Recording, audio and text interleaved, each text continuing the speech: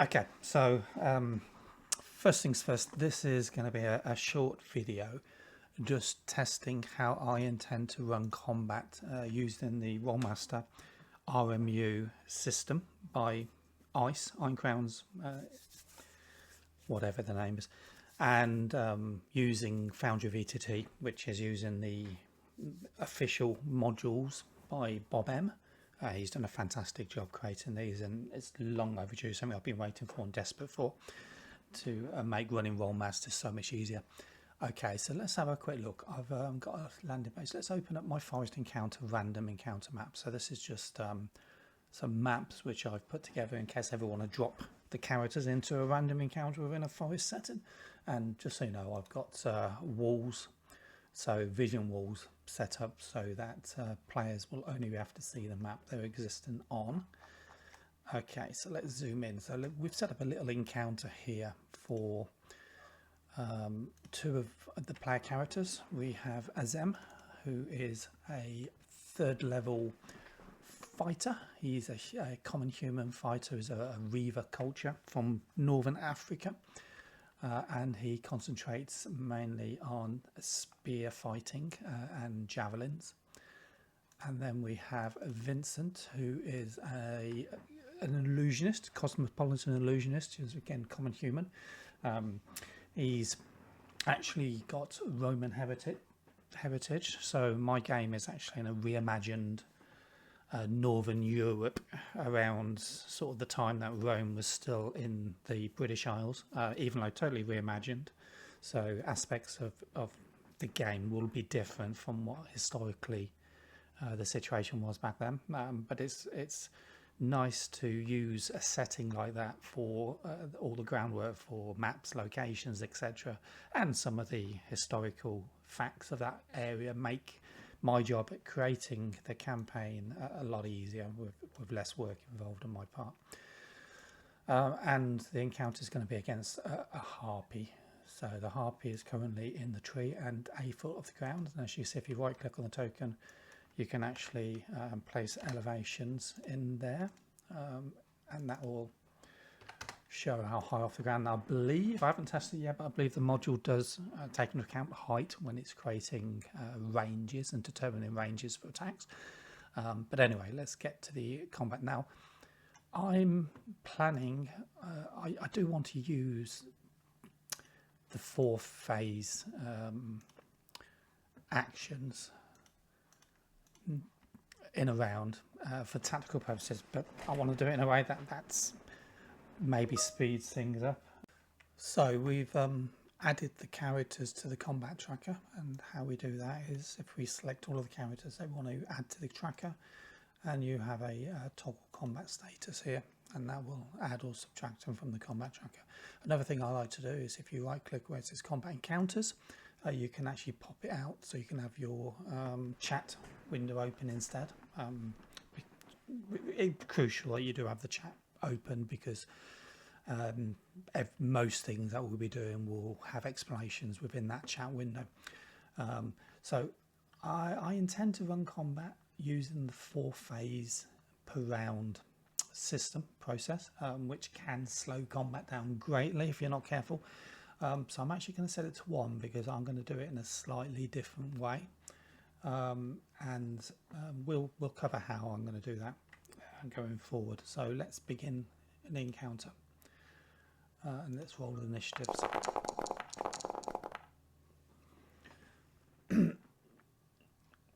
Okay, I should have rolled initiative before begun encounter because that will then put us in order. But just so you know, you've got these buttons that you can toggle through the turns. As long as you don't go past the end of the round or the end of the phase, it won't mess anything up for you.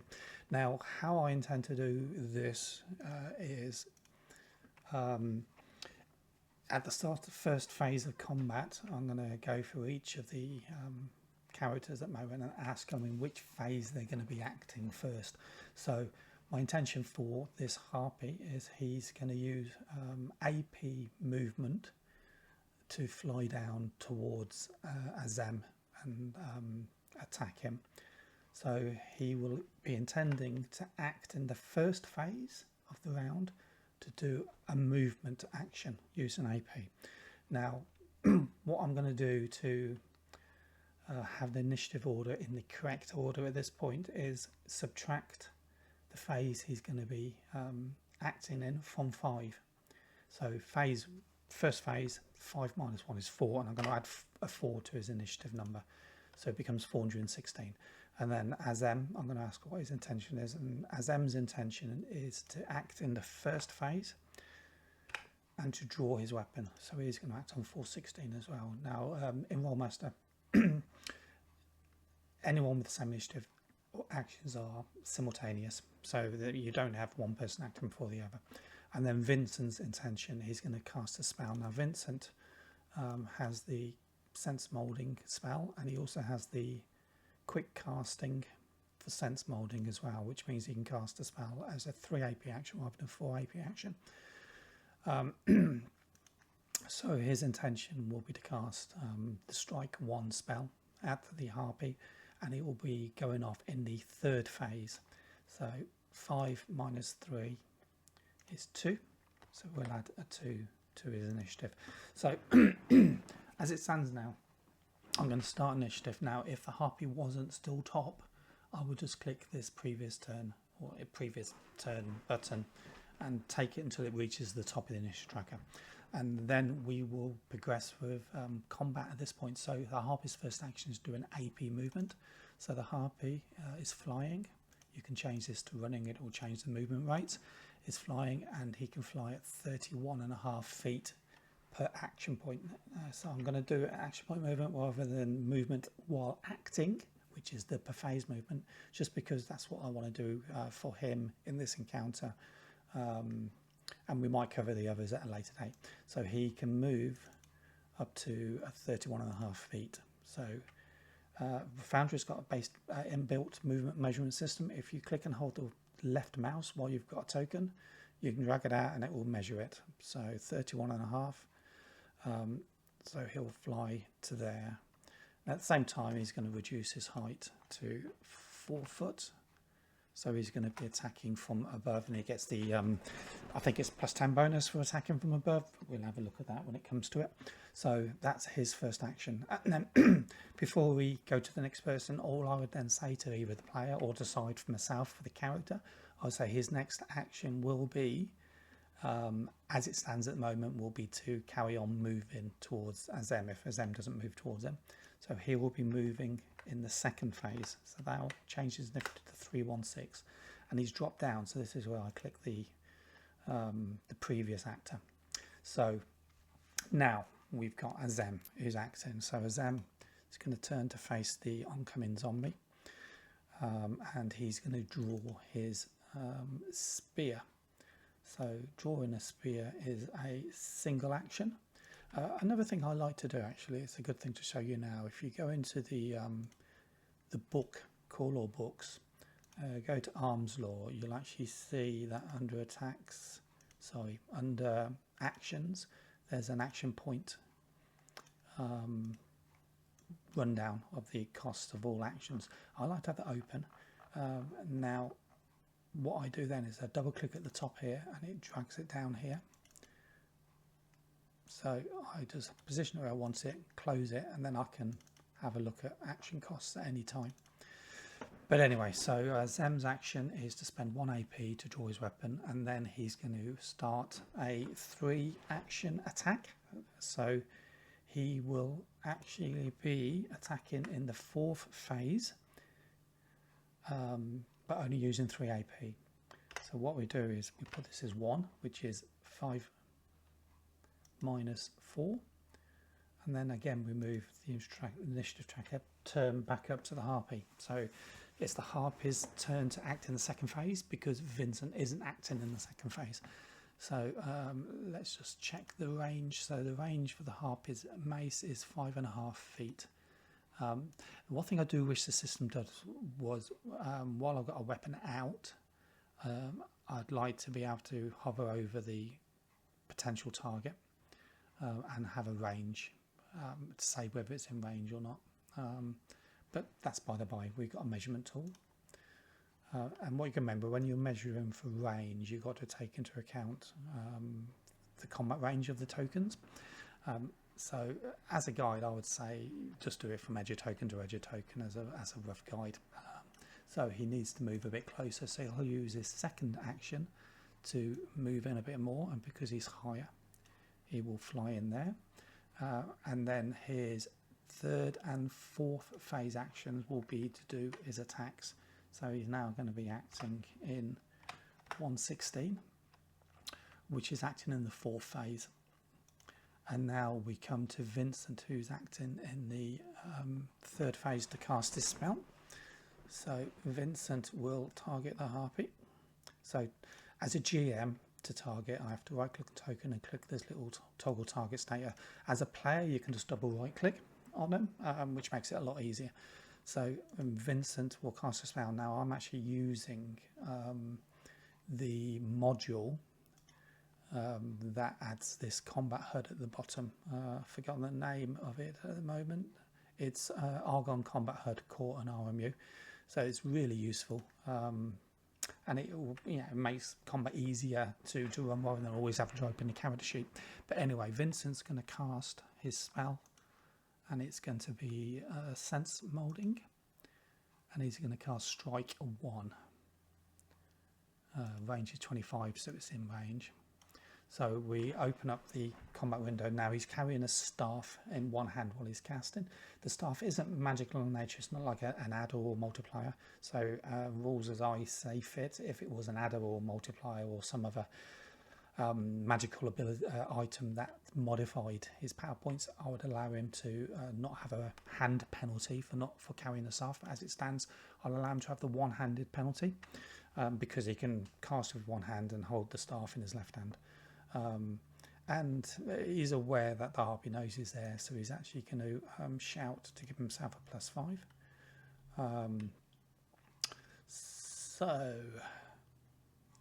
And then one thing, then we roll for the spell. So it's press OK, and it will roll the spellcasting roll, which is the roll that determines, oh, this doesn't look good, to determine whether the spell works or not. And I actually rolled a 3 and a 1. I don't know why that wasn't a failure. Maybe it's only high open-ended and not full open-ended. As that is right, it is high open-ended, and no, I don't think it is. Anyway, we'll worry about that later date. So he's successfully cast the spell, which is a success. And then for a spell that's the directed spell, what you then do is you click on the spell target, and you've got Strike 1 using the directed spell skill. If you're in the character sheet, you can actually see there's a cast spell and there's the attack, but you can do that down here. So you can roll his attack. So it will deal with range automatically, so you don't have to worry about working out the range he's at and then calculating the range penalty or range bonus. And it will also automatically update the status for stun, prone, surprise, etc. I believe. Anyway, so I'm going to say that the attacker is in melee, so we're going to put him in the -20, and it's not a cold shot. So then he will roll his directed spell. It's not very good. 20. That's probably going to miss. Yeah. So as we can see, the spell missed. We have a skill attack into melee at -20, range penalty at -5, and then we missed, and it's taken off the defender's defensive bonus. So that's his action gone, and then that was in the third phase. So we ask them what his intentions are in the final phase, and I also run the rule where our casters can cast multiple spells in a round if they've got the AP for it. So I believe he has a blur spell. Yes, he does, and that's an instantaneous spell, which is where the star is. So his fourth action, he could actually do it now. Actually, being an instantaneous spell, it's a 0 AP action. But I'm going to say that he's done something already to use his instantaneous action, so he changes into a 1 AP action just for the sake of this this tutorial. So he's going to cast Blur in his 4th phase. So what we do then is change his initiative to the 1, and again bring the combat tracker up, and then once everyone has a 1 in front of him, we're now starting the final phase of the round. By the way, I'm going to untarget the Harpy just to be on the safe side. So the Harpy's action's next, and the Harpy has moved twice, and then he's attacking with 2 APs, and he's going to attack Azem. So he targets the warrior, and he's going to go for his mace attack. There is natural as well, so we'll roll for his mace. Now what we have to look at here is he spent 2 APs moving, so he's only attacking with 2 APs. That's going to be at -50. He doesn't have a pace penalty because he's used AP to move. If he had moved while doing his action, so if he'd done a 4 AP attack but decided to move while he was doing so, he could have a penalty to his action, but that doesn't apply here. There's no cover, no stuns, and there's no flanking, etc., because Azem is facing him. So he'll roll his attack. 69, that's not bad. So if you look at the attack card, it's Harpy is attacking Azem with a mace, and this shows his OB, so it does include the high ground, if you see, because he's higher than Azem, so he gets a +10 bonus for high ground with his skill, give a total of 42. And Azem, see, I should really have given Azem the opportunity to open his character sheet at this point to decide if he was doing any defensive situations, whether he's blocking with a shield, whether he's partially or fully dodging. In this case, you know, he's not, because he's already determined that he was doing a 4 AP attack, but he would have the option to parry. Now the improved parry mechanics is under development still, so you'd have to do it manually at the moment, but he could have chosen to use a portion of his OB to parry the incoming attack, and then he would have reduced his own attack by that amount. But as I forgot, we're not worried about that at the moment. So the Harpy has hit him for 7 points of damage and an A crush critical, hitting him in the leg.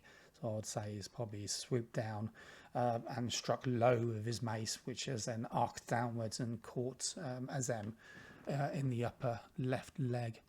And it's a glancing blow that just does extra damage, and no other wounds or bleeding or stuns or anything like that. So we just click apply damage, and then as you can see, it's taken the damage off automatically.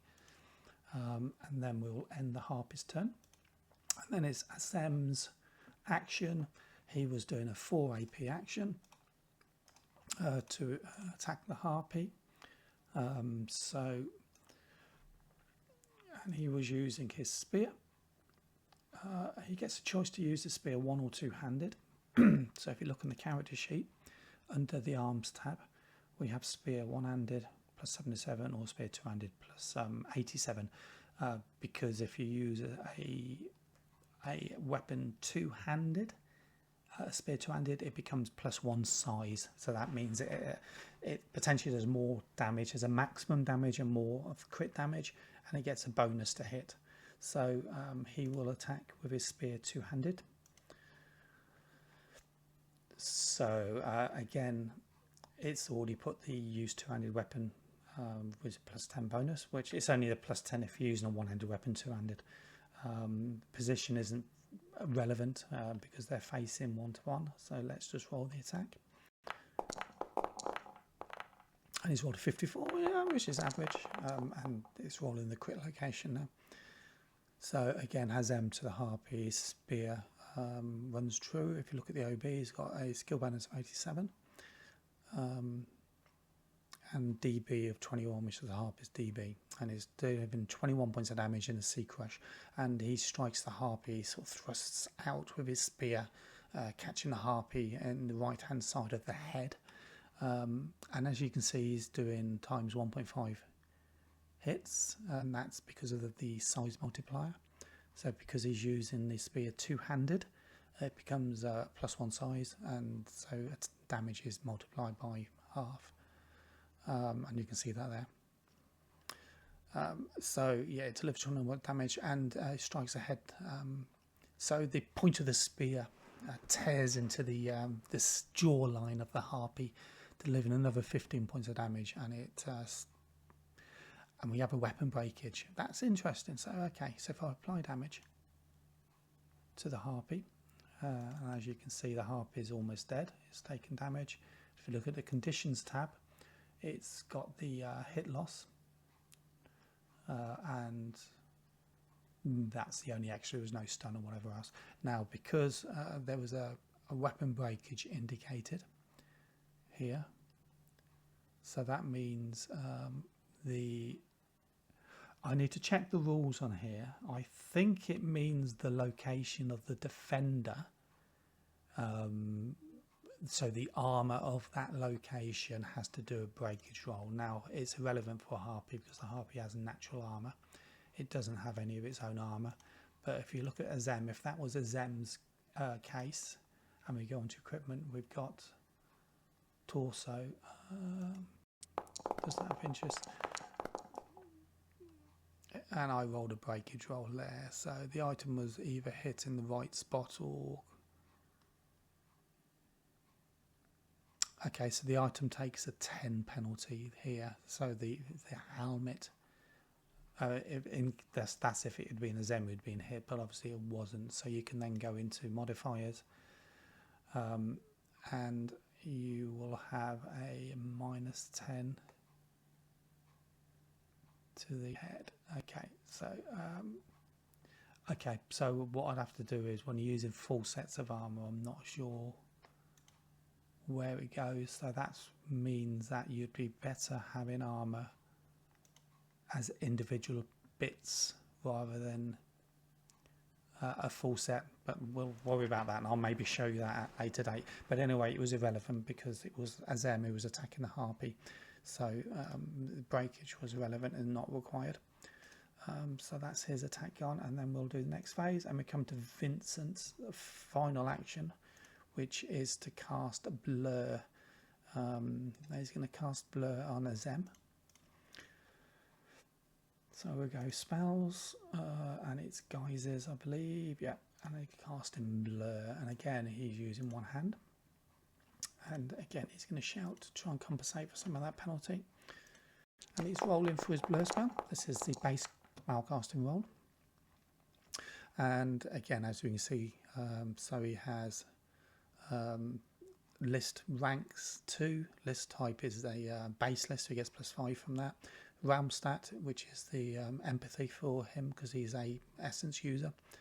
Talent, which is to offset the penalty for using one hand. And the grey skill is not relevant here. And the defense is so against certain armor types it's harder to affect people. Hands and voice. Okay, that's the modifiers to the spellcasting roll. Okay, so he succeeds, so he casts blur and he gives the person +10 dB. Now, resistance are required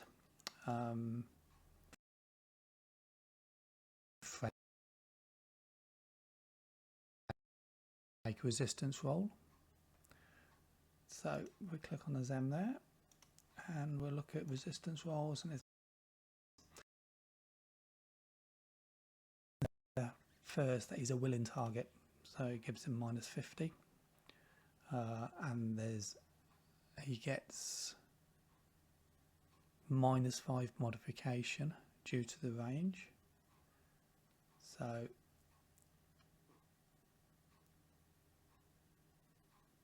we'll put it in there. I don't think it really matters where you put it. So -5 modification, so he rolls his resistance roll. Bit annoying for him if he succeeds, but he fails, which is good. So the spell does affect him. At the moment, I believe that's not automated, so which I'm sure it will be at some point. So I know Bob is intending to do a lot of automation. So what you'd have to do is, when it comes to being attacked, he would have to go into the defense and give himself a bonus I mean, he could put it on here already, couldn't he? So it gives him +10. So if he gives himself a +10 dB bonus there, so that will be ready then to be used.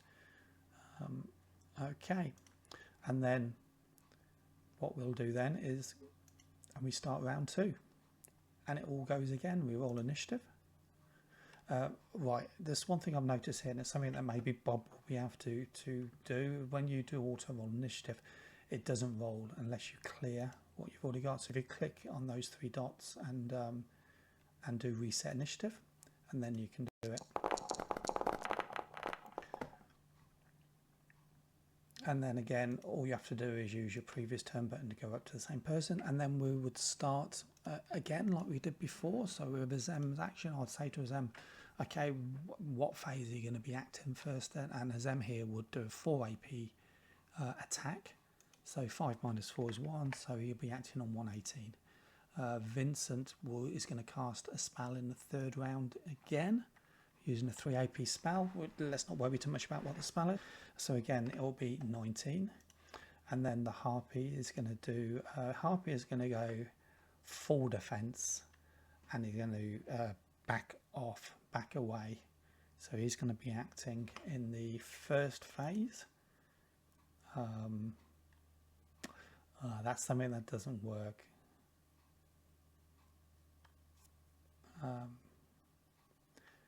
So what I think I would have to do there is put a 0 in there. See, I'm still testing this out. There we are.